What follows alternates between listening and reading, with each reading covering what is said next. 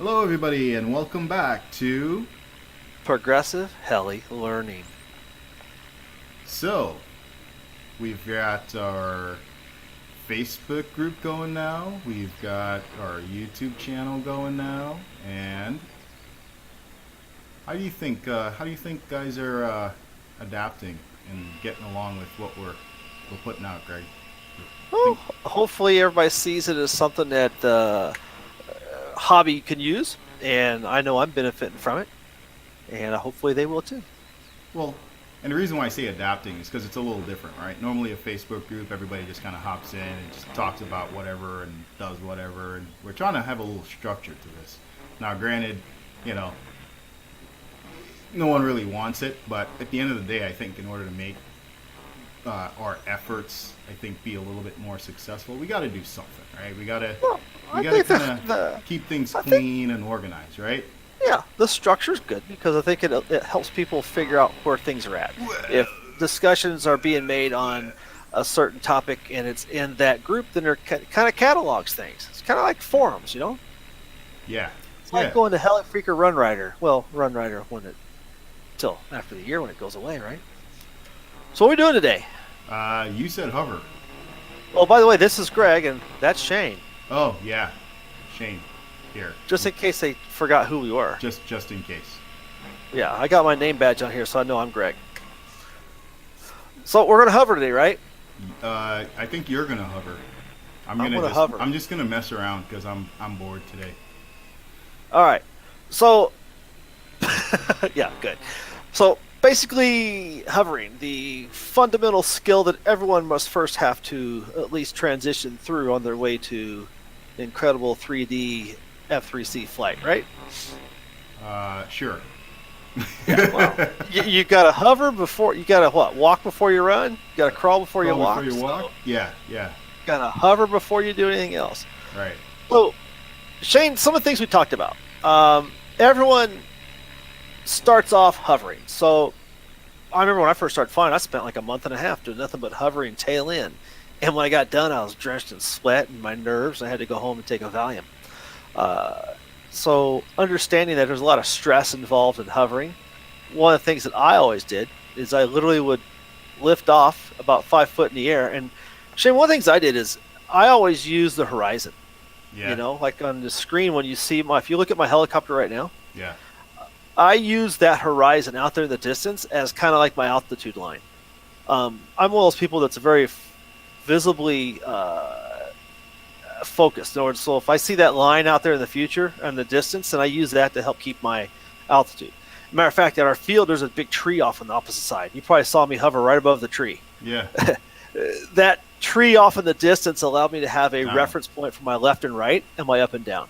Yeah. So I always use that as a place. I always figure when you're shooting marksmanship, it's you want to hit small, you got to aim small. So I figured that gives me a place in this big old sky to try and focus on.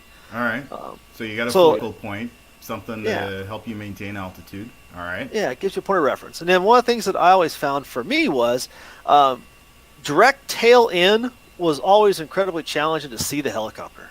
So I found it was easier for me to get a little bit of an oblique angle. I got more helicopter to see, and if you look at the screen, you see as I tilt forward and backwards, more happens, Yeah. and it gives me more of an indication of what's going on. Yeah. So if Yeah. I'm nose right or nose left a little bit, just enough to see that profile, then when the helicopter's out of position, not level, it talked to me better.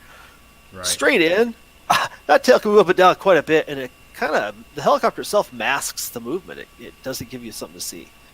Yeah. So Yeah, and that brings up a really good point. I mean, a lot of guys talk about, um, you know, flying the disc. In this case, you know, if you're actually able to see the disc, you could almost kind of know which direction the helicopter is moving in.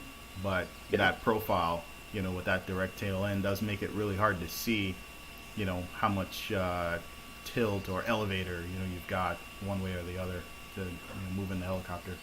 So yeah, good well point. the other thing that I also noticed was you nailed it. You said fly the disc. Well, I'll be honest with you. When I first started flying, people would say, "Yeah, fly the disc," and I go, "There's a disc." Yeah, because You know, you're just trying to keep the helicopter in the air. You're not even looking for a Yeah, disc per I didn't se, see a right? disc. I didn't see skids. I saw this scary thing in front of me that I was doing my best just to. So my eyes didn't have the ability to focus in on a disc or on skids or on a tail, and I just remember that as I got more and more comfortable with the helicopter in front of me, then I could start seeing those parts. Right. But until then, so that's what I said. To me, a slight oblique angle gave me more helicopter to see. Gave it talked to me more. It gave me more visual, Right. and that got me more comfortable in the air. Right. Um, then obviously, once you've got to where you can live in that mode, to where you can get that tail in and you're comfortable with that, then obviously we want to start working on our other orientations, our nose right orientation, our nose in orientation, like I'm doing now, and then your nose left. Um, So you're side in obviously, and your nose in. yeah, Gotcha. yeah, So, side in, yeah. little quick tip with So that. I don't know if you. Well, I think you inadvertently mentioned it, but basically, instead of doing like a full-on tail in, you can do the same transition too for from tail in to nose in by having somewhat of a profile. like So this, yeah, so like instead of being full on nose in, you're kind of at an angle one way or the other, right? Or this way. yeah, You know what I mean? And yeah. that just kind of helps you kind of get adjusted to seeing the helicopter that way, but also kind of makes you think it's still sideways because in reality it kind of is. It just depends on where you are looking at the helicopter from, right? So, Right. so yeah. It's a good point for sure. So the other things that you and I always caution new pilots on is small movements, right? Make a small movement, watch what happens on the helicopter, and then correct. Right.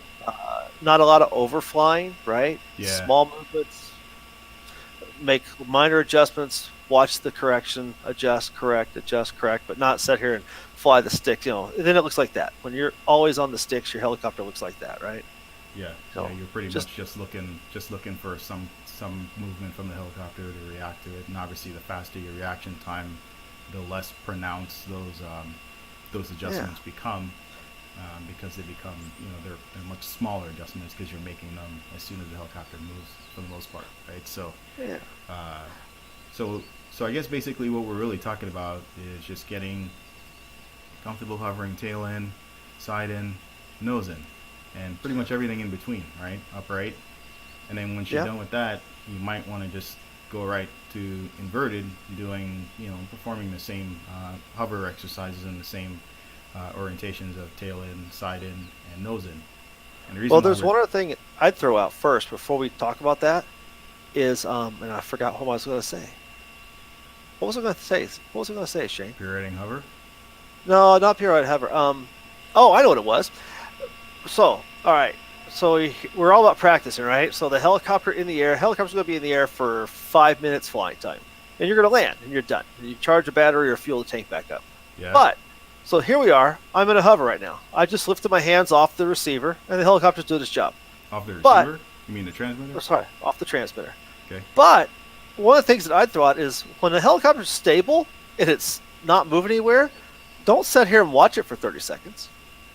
I remember when I first started flying, you'd tell me when you've got a stable hover, don't just sit there and hold it one spot. Upset it, move it to the right, and then reset it.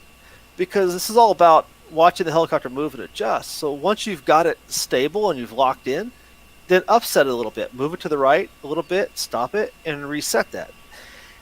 If you spend 2/3 of your hovering time watching the helicopter because it's not needing any inputs, then are you learning?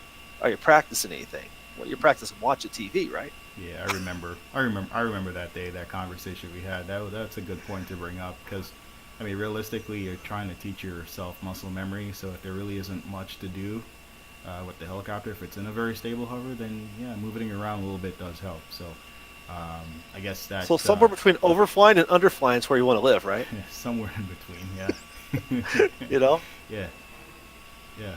you know. But And then obviously before you start doing inverted, we gotta learn how to flip, right? well, yes and no. I mean, you could just do a really nasty flip and still somehow end up inverted.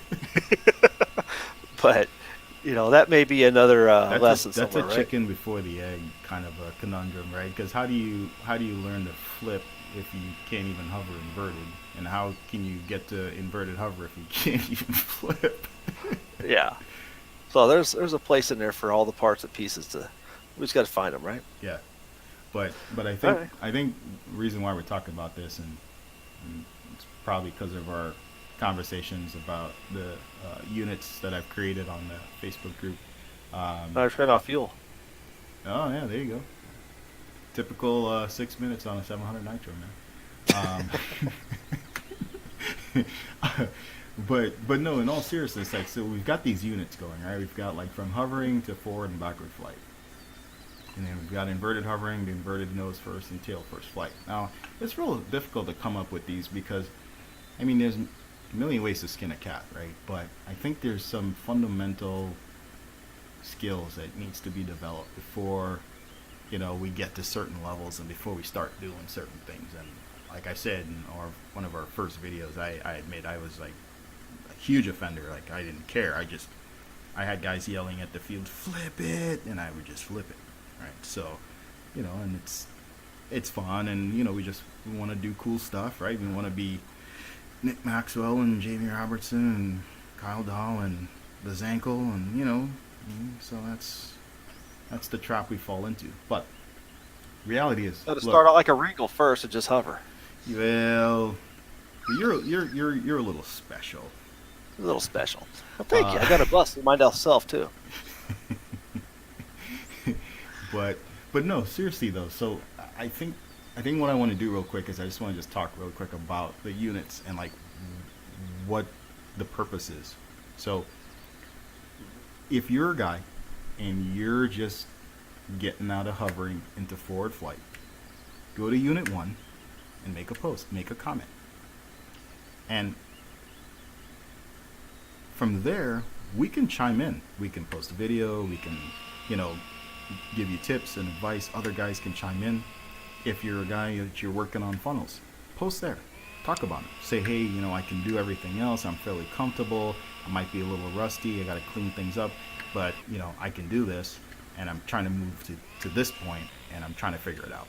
Because then we can really help focus on individual maneuvers, because these individual maneuvers that I've highlighted, they really do require some basic levels of skill set, and it will kind of help you identify like where people are and like how much they know.